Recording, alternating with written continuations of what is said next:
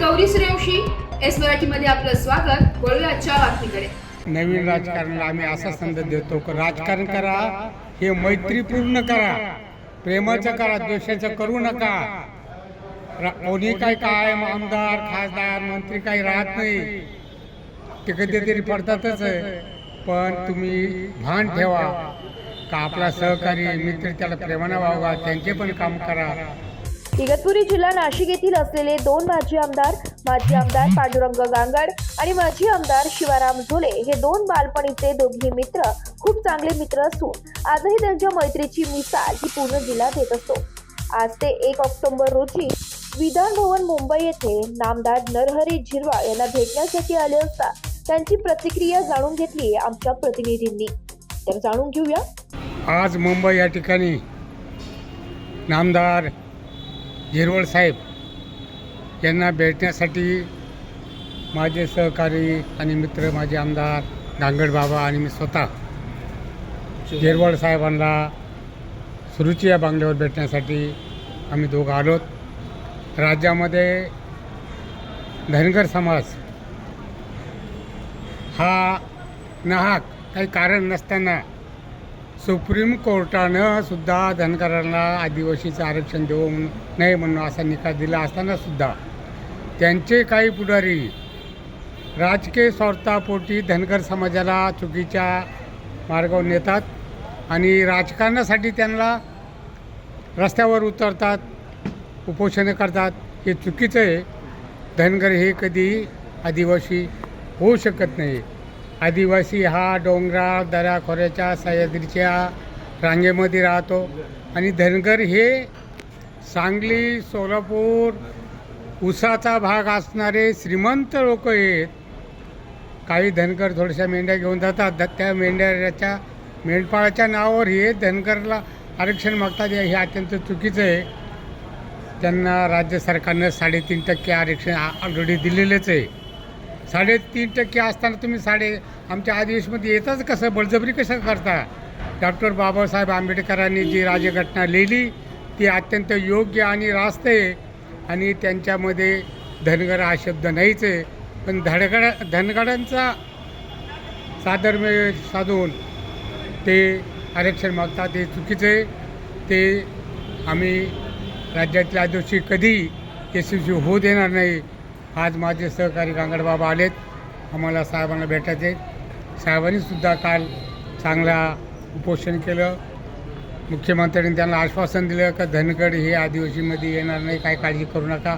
आम्ही काळजी करीत नाही, पण हे रान पेटवतात, मग आम्हाला रान पेटवावं लागतं, ठोशाला ठोसा द्यावा लागतो. म्हणून आम्ही सर्व करत आहे. आम्ही अत्यंत समाधानी आहे. राज्य शासन केंद्र शासन आमच्या बरोबर आहे, त्यामुळे आम्हाला एक आनंद आहे. मी स्वतः राष्ट्रवादी काँग्रेस पक्ष अजितदादा गटाचा एक माझे आमदार आहे. माझे मित्र गांगड बाबा पांडुरंग चापू गांगड बाबा हे शिवसेना शिंदे गटाचे राज्याचे उपनेते आहेत आणि शिंदे साहेबांसुद्धा त्यांचं चांगलं वजन आहे. तेव्हा अशा पद्धतीनं आमची अजितदादा शिंदेसाहेब झिरवाळ साहेब आमचे विजयकुमार गावात आम्ही सर्व असल्यामुळे आम्हाला काही भीती नाही. सगळे आमदार सगळ्या पक्षाचे आमदार एकत्र आलेत आणि ते हा लढा देतात. आणि त्यांना काल उपोषण केलं मुख्यमंत्र्यांनी. त्यांनी सांगितलं काय काळजी करून हे चालूच राहतं, तुम्ही बिनधास्त राहा. त्यामुळे आम्ही सर्व बिनधास्त आहोत. जय हिंद, जय महाराष्ट्र. याच्या हा झाला विषय तुमचा राजकीय, परंतु दुसरं तुमची मैत्री येस हा खूप चर्चेचा विषय असतो. आता तुमच्या गळ्यात हात आहे. याच्याबद्दल आता तुम्हाला सांगायचं म्हणजे गांगड बाबा आणि मी 10वीत होतो, गांगड बाबा 9वीत होते. जनता विद्यालय घोटीला आम्ही एकत्र शाळेत होतो आणि त्यावेळपासून गांगड बाबा आम्ही दोस्त आहोत. 1985 साली गांगड बाबा अपक्ष राहिले सायकल निशाणीवर, म्हणून मी त्यावेळेला पंजाबवर म्हणजे काँग्रेस पक्षाकडून निवडून आलो. 1999ला गांगड बाबा हे शिवसेनेकडून राहिले आणि गांगड बाबा निवडून आले. पहिला हार मी गांगड बाबाला घातला. आम्ही दोस्त आहेत, जनता ठरवते कोण आमदार करायचं कोण, आम्ही दोघं थोडंच ठरवणार. अशी जी मैत्री इतकं आमचं म्हणजे आम्ही प्रेम करतो, द्वेष करत नाही का एखाद्याचा. अशी जी द्वेष मैत्री नाही, द्वेषाविरहित मैत्री प्रेमाचं राजकारण आहे आमचं.